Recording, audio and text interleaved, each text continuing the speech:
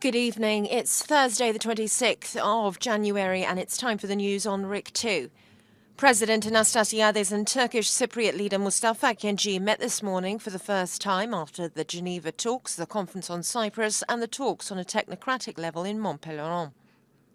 The meeting was meant to assess the outcome of the meetings in Geneva and Montpellier and to prepare for the continuation of the dialogue on the internal aspects of the Cyprus issue. President Anastasiades said after the 3-hour meeting that he and Akinci decided to continue a dialogue on all issues, which will cover both the 5 chapters relating to the internal aspect of the Cyprus problem and the chapter covering security and guarantees.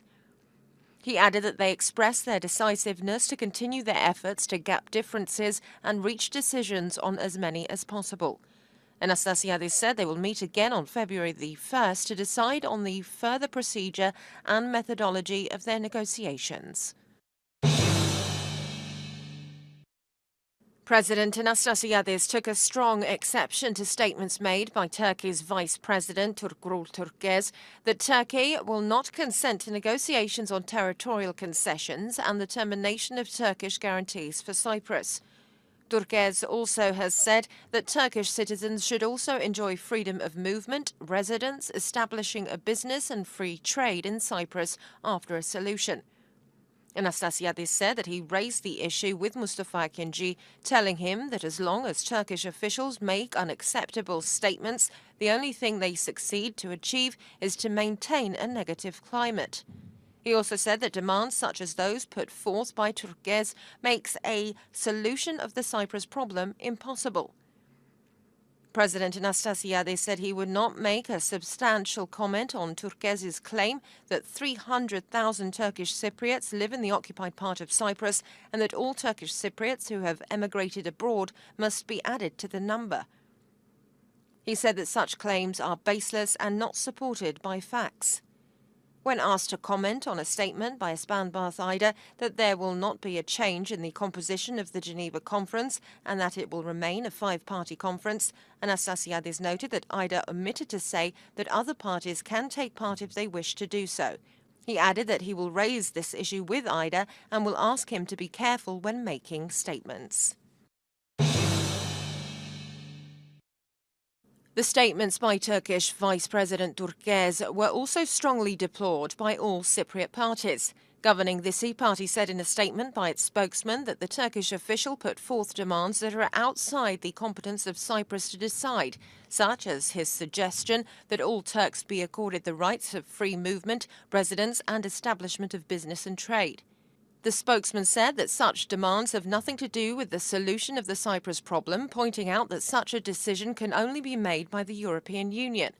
Opposition AGEL party leader Andros Gybrianou said that the demands by the Turkish vice president on the continuation of Turkish guarantees are unacceptable. He added that such a mentality is based on a notion that the independence of Cyprus must be sacrificed to the geopolitical, expansionist demands of Turkey.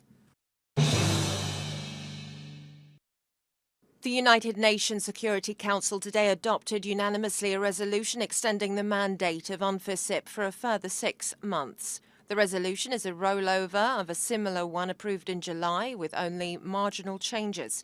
It welcomes the good progress in the Cyprus negotiations, including the convening of a conference for Cyprus in Geneva and the participants' commitment to support the process towards a comprehensive settlement in Cyprus. The resolution requests the Secretary-General to intensify further transition planning in relation to a settlement guided by developments in negotiations and encourages the sides to engage with each other as well as with UNFICYP and the United Nations Good Office's mission on issues related to the implementation of a settlement. It further requests the Secretary-General to submit a report on implementation of the resolution, including on transition planning in relation to the settlement.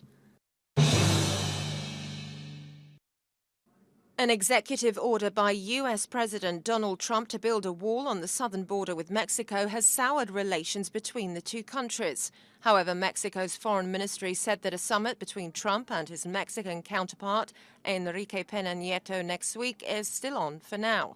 The Mexican president said he disapproves of Trump's order on the border wall and in response ordered Mexico's 50 U.S. consuls to extend legal help to citizens living in the United States, a move that would lead to the filing of millions of court actions against deportations of Mexicans. Emmy Award-winning actress Mary Tyler Moore, who became famous as the perky suburban housewife on the TV's Dick Van Dyke Show and then as a fledgling feminist on the Mary Tyler Moore Show, has died at the age of 80. Moore, who won 7 Emmy Awards for her television work, died in the company of friends and her husband, Dr. Robert Levine.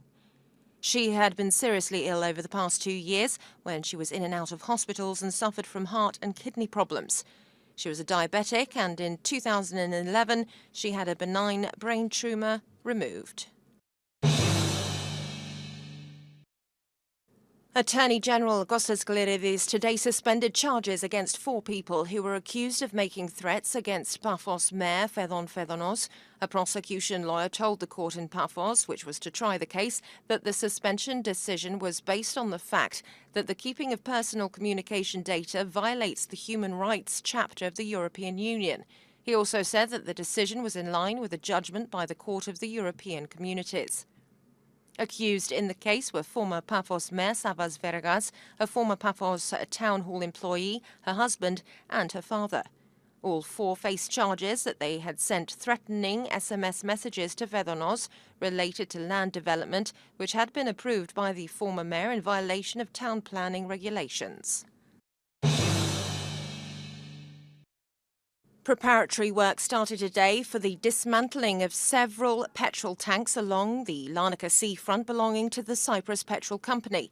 The dismantling of the giant tanks will be carried out by an Italian company specialising in such projects. It said that it will take all necessary measures to avoid nuisance and damage to the coast. The dismantling of the tanks will be done in 3 stages, starting early in February, and will take between 3 to 4 months. Tanks belonging to other petrol companies will be removed later. The removal of petrol facilities from the coast between Larnaca and Decalia to the east has been a long-standing demand by the city's residents. Now for the weather forecast. It will be generally cloudy tomorrow with rain and showers and also snow over higher ground. Winds will be moderate to fresh, westerly to southwesterly, later becoming northerly, force 4 to 5, picking up to fresh to strong over windward areas, force 5 to 6. The sea will be moderate. Temperatures will reach 10 Celsius inland, 12 in southern, northern and eastern coastal areas, 13 in the west and 0 over the mountains where frost is expected. The depth of snow is 60 centimetres on Mount Olympus and 50 centimetres on the Troodos Square. That's all from us here. Join us tomorrow for more news in English. Have a very good evening.